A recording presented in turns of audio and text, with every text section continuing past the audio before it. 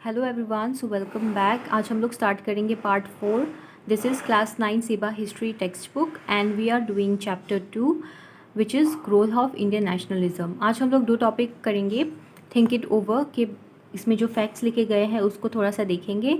Then हम लोग करेंगे सोशल रिलीजियस रिफॉर्म मूवमेंट के अंदर राजा राम मोहन रॉय के बारे में 2 या 3 पैराग्राफ पढ़ेंगे। Okay, then I will continue about Raja Ram Mohan Roy in the next video lesson. So let us begin. As a coin has two faces, the British rule in India also had both negative and positive effects. Some positive effects of British rule are.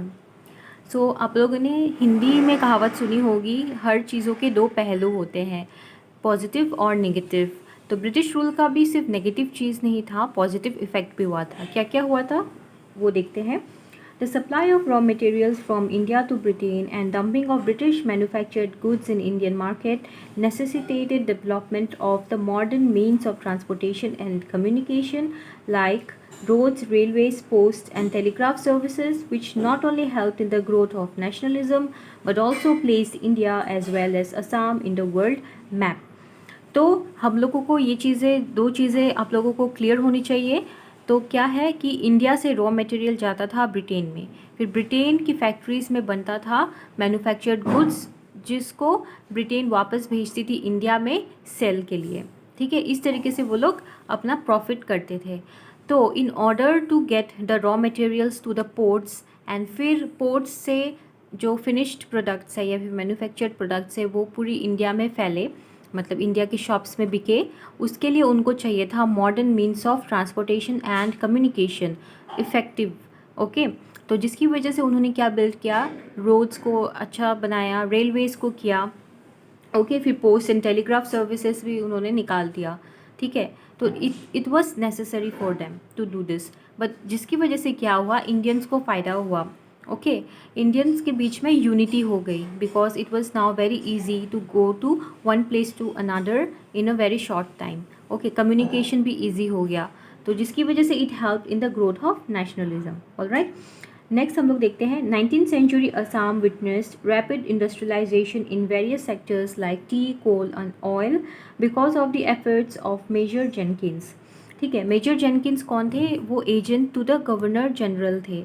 Okay, commissioner भी थे जिनको असम में भेजा गया था to administrate Assam. ठीक है, तो 19th सेंचुरी में बहुत ही ज़्यादा इंडस्ट्रियलाइजेशन होने लगा असम में. पहले तो इंडस्ट्रीज़ नहीं थी असम में, लेकिन 3 सेक्टर्स में, क्योंकि यहाँ पे 3 सेक्टर्स का अबांडेंस था, टी, कोल एंड ऑयल, तो उसका इंडस्ट्री बनने लगी यहाँ पे. And it was majorly due to the efforts of major Jenkins. Okay, फिर हम लोग देखते हैं steam ships were first seen in the river Brahmaputra. Brahmaputra waterways भी एक तरीके का चैनल था जिसके थ्रू ट्रांसपोर्टेशन होता था. ओके, तो पहले के टाइम में बोट्स यूज़ होते थे, लेकिन अभी मॉडर्न मीन्स आ गया था, वो था स्टीम शिप्स. फिर English medium schools were opened in Guwahati and Sivasagar. Alright, then next हम लोग देखते हैं major Jenkins advocated the appointment of local Assamese people in the government officers in Assam in the place of amlas from Bengal.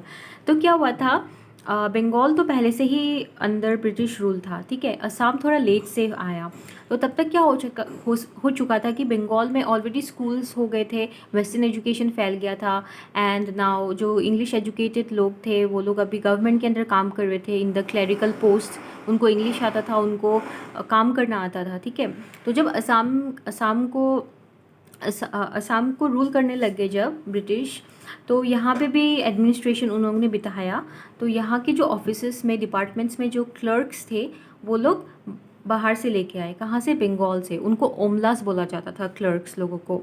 तो ओमलास को वो लोग लेके आए असम के अंदर काम करवाने के लिए. ठीक है, इन द गवर्नमेंट सेक्टर. लेकिन मेजर जेनकिंस ने ये एडवोकेट किया कि यहाँ पे बंगालियों को बाहर से ना लाकर असम के ही लोगों को, हम लोग को एम्प्लॉयमेंट देना चाहिए as in the clerical position. All right, so this helped obviously the Assamese people to get education, to get jobs. ठीक है, तो यही बोला गया है कि इसका पॉजिटिव इफेक्ट्स ये सब था. नेक्स्ट हम लोग पढ़ते हैं social religious reform movement. 18th century India presented a decadent picture steeped in blind faith and age-old superstitions. मतलब 18th century इंडिया में ज़्यादा क्या हो रहा था कि इट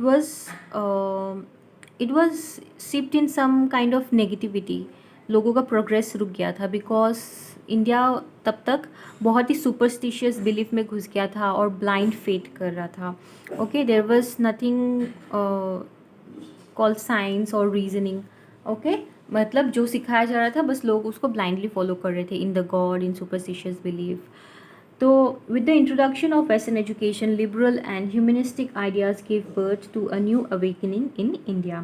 तो हम लोग ने पहले भी पढ़ा है कि कैसे वेस्टर्न एजुकेशन ने इंडियंस की थिंकिंग को चेंज किया.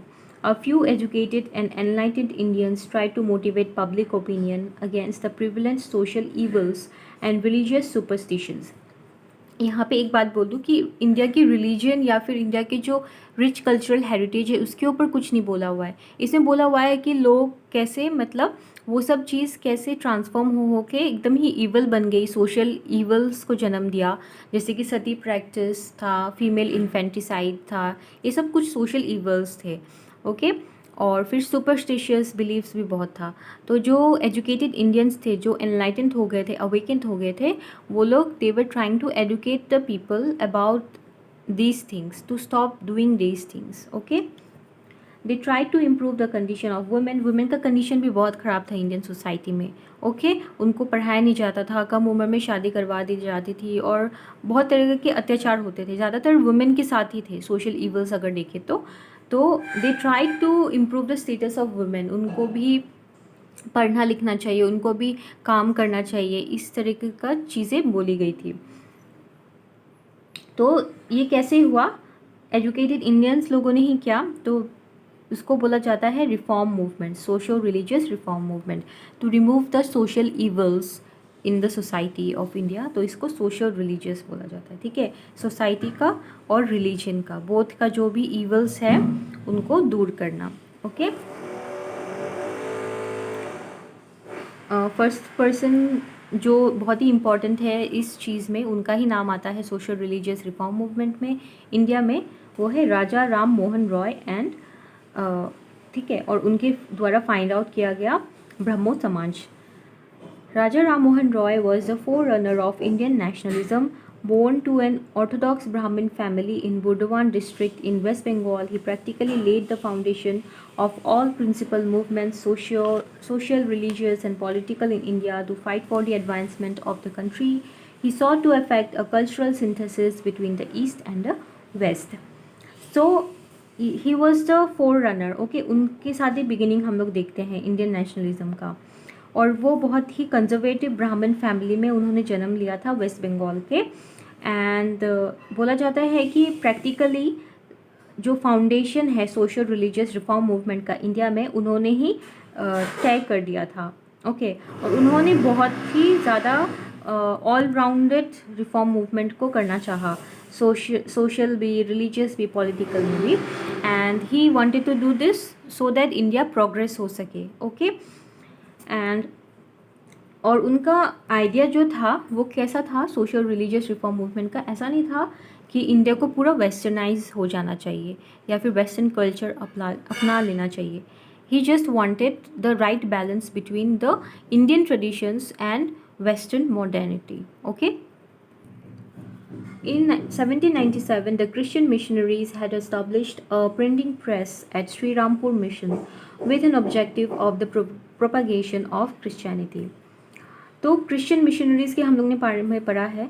तो उन्होंने एक प्रिंटिंग प्रेस उन्होंने लगवाया था श्री रामपुर में. ओके, फिर उनका मकसद क्या था प्रिंटिंग प्रेस लगाने का? ताकि वो लोग बुक्स या फिर पैम्पलेट्स ये सब निकाल सके जिससे कि क्रिश्चियनिटी बढ़े. Okay, propagation of Christianity religion. Okay, so in the news magazines Digdarshan and Samachar Darpana published by Sri Rampur Mission Press, the missionaries had projected Christianity as a great religion of the world and had passed derogatory remarks on Hinduism. तो वो लोग चाहते थे कि उनका religion फैले India में. Christian missionaries का यही एम होता था.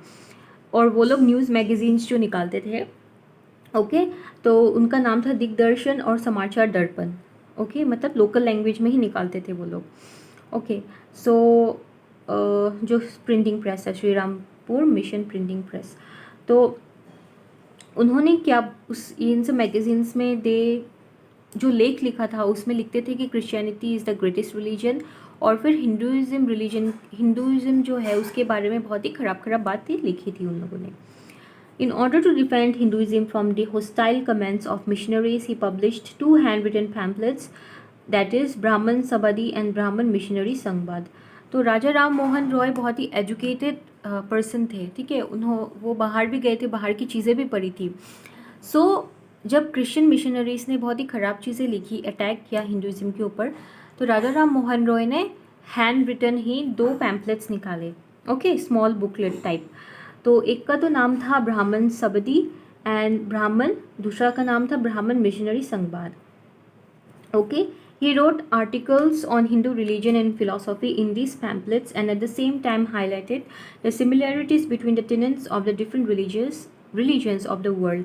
तो इन पैम्पलेट में उन्होंने एक तो लिखा हिंदू रिलीजन और उसकी फ़िलासफ़ी के बारे में आउटलाइन दिया, ठीक है. हिंदू रिलीजन क्या है, फ़िलासफ़ी क्या है, उसकी क्या बेसिस है, क्या आइडियाज़ हैं. और फिर उन्होंने एक और चीज़ हाईलाइट करी कि जो भी रिलीजन है, दुनिया के अलग अलग रिलीजन तब जो थे उनके बीच में कुछ समानता है, कि सारे रिलीजन ऑलमोस्ट सेम ही बातें करते हैं अगर कोर में देखें तो. ओके, भगवान को पूजने का तरीका अलग है, भगवान को मानने का तरीका अलग है, लेकिन ऑल द रिलीजन ऑलमोस्ट से the same thing only. Okay, he wrote that the corruptions in the Hindu religion were a creation of a later age, mainly the work of the orthodox Brahmins.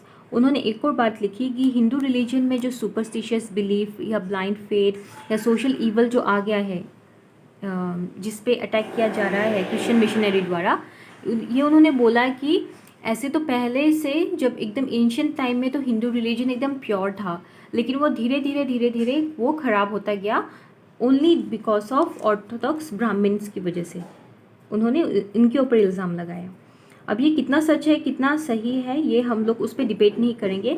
We are just getting to know how Raja Ram Mohan Roy was thinking and how he was fighting for philosophical fighting कर रहे थे वो Christian missionaries के साथ.